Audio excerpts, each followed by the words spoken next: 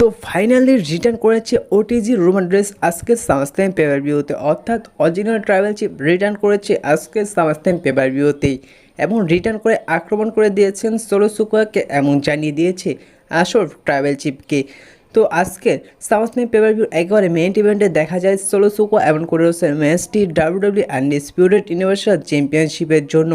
ম্যাচটিতে দেখা যায় সোলো সিকোয়ার সাথে আসে না তার ব্লাড লাইনের কোনো মেম্বারগুলো এবং ম্যাচটি শুরু হয় সাধারণ ম্যাচের মতন এবং 15 থেকে 20 মিনিট এই ম্যাচটি চলে সাধারণ ম্যাচের মতন। আর এই 15-20 মিনিটের মধ্যে একে অপরকে ভয়ঙ্করভাবে আক্রমণ করেন সোলো সিকোয়া এবং কোডি রোডস।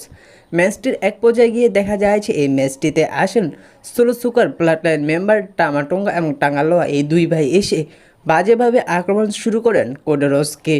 ঠিক তারপরে দেখা যায় যে কোডি রোডসকে সেভ করতে আসেন সর্বপ্রথম কেভিন ওলেন্স।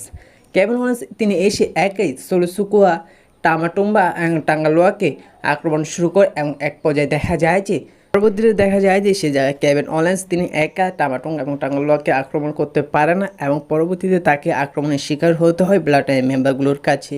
ঠিক সেই সময় থিম সং প্লে হয় ভাইপার র্যান্ডি অর্টনের। র্যান্ডি অর্টন তিনি এসে আক্রমণ শুরু করে সোলো সিকোয়ার ব্লাড লাইন মেম্বারগুলোকে এবং র্যান্ডি অর্টনের পক্ষ থেকে দেখা গিয়েছিল আর কেউ এবং কেভিন ওলেন্সের পক্ষ থেকে দেখা গিয়েছিল স্টানার। এবং দেখা যায় যে র্যান্ডি অর্টন এবং কেভিন ওলেন্স টামাটোঙ্গা এবং টাঙ্গালোয়াকে দুই ভাইকে আক্রমণ করতে করতে ব্যাক স্টেজে নিয়ে যায় এবং তারপর দেখা যায় যে কোডি রোডসকে স্টেপ দিয়ে রিংয়ে আসতে। যখন স্টেপ দিয়ে কোডি রোডস তিনি আক্রমণ করতে যাবে সোলো সিকোয়াকে, ঠিক সেই সময় সোলো সিকোয়া তিনি ভয়ঙ্কর এক স্পিয়ার দিয়ে দেয় কোডি রোডসকে এবং সোলো সিকোয়া তিনি কোডি রোডসকে পিন করতে গেলে সে জায়গায় কোডি রোডস তিনি চেক আউট করে দেয়। তারপর দেখা যায় যে রিংয়ের কর্নারে গিয়ে স্টেপ দিয়ে যখন সোলো সিকোয়া কোডি রোডসকে আক্রমণ করতে যাবে সে জায়গায় সোলো সিকোয়া উল্টো আক্রমণের শিকার হয়। তারপর দেখা যায় যে কোডি রোডস তিনি স্টেপ দিয়ে ভয়ঙ্কর আক্রমণ করতে থাকে সোলো সিকোয়াকে এবং তার ফিনিশার দিয়ে দেয় সোলো সিকোয়াকে। যখন পিন করতে যাবে কোডি রোডস সোলো সিকোয়াকে, ঠিক সেই সময় দেখা যায় ব্লাড লাইনের আরও এক মেম্বার জেকা ফাটু এসে তিনি বাজেভাবে আক্রমণ শুরু করে কোডি রোডসকে। এক পর্যায়ে দেখা যায় যে জেকা ফাটু তিনি রিংয়ের বাইরে নিয়ে যায় কোডি রোডসকে এবং সে জায়গা নিয়ে ভয়ঙ্করভাবে আক্রমণ শুরু করে। এক পর্যায়ে জেকা ফাটু তিনি কোডি রোডসকে অ্যানাউন্স টেবিলে শুয়ে দেয় এবং তিনি টপ রোপ থেকে জাম্প করে কোডি রোডসের ওপর এবং সে জায়গায় কোডি রোডসকে একবারে ডিস্ট্রয় করে দেয়। পরবর্তীতে জেকা ফাটু তিনি রিংয়ে পাঠিয়ে দেয়, সে জায়গায় দেখা যায় যে কোডি রোডস তার ফিনিশার দিয়ে দেয় পরবর্তীতে সোলো সিকোয়াকে। তারপর সোলো সিকোয়া সে জায়গায় চেক আউট করে দেয়। তারপর দেখা যায় যে ভয়ঙ্করভাবে আবার আক্রমণ করতে থাকে সোলো সিকোয়া কোডি রোডসকে, এমনকি তার ফিনিশার দিয়ে দেয়।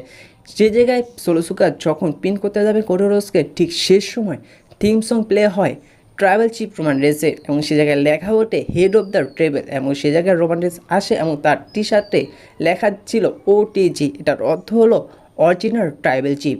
রোমান রেন্স রিংয়ে এসে সর্বপ্রথম তার সে সুপারম্যান পাঞ্চ দেয় সোলো সিকোয়াকে এবং দেখা যায় যে পরবর্তীতে তার যে ভয়ঙ্কর স্পিয়ারটি ছিল সেটি দিয়ে দেয় সোলো সিকোয়াকে এবং সোলো সিকোয়া সে জায়গায় পড়ে থাকে, যেটা থেকে অনেকটা শক হয়ে যায় কোডি রোডস এবং যে জায়গায় দেখা যায় যে রোমান রেন্স তিনি আক্রমণ করে না কোডি রোডসকে এবং তিনি সে জায়গা থেকে রিং ছেড়ে চলে যায়। তারপর দেখা যায় যে কোডি রোডস তার ফিনিশার দিয়ে দেয় সোলো সিকোয়াকে এবং সে জায়গায় সোলো সিকোয়াকে পিন করে কোডি রোডস তিনি আজকের রাতে সামারস্ল্যাম পেপার ভিউতে সাকসেসফুলভাবে তার টাইটেলটি রিটার্ন করে নেয় এবং রিটার্ন করতে নিতে সাহায্য করে ট্রাইবাল চিফ রোমান রেন্স। পরবর্তী স্টুডেন্ট কী হবে তার নেক্সট ভিডিওতে জানিয়ে দিব। আর আপনারা রোমান রেন্সের রিটার্ন দেখে কতটা খুশি তা অবশ্যই জানিয়ে দিবেন। ধন্যবাদ।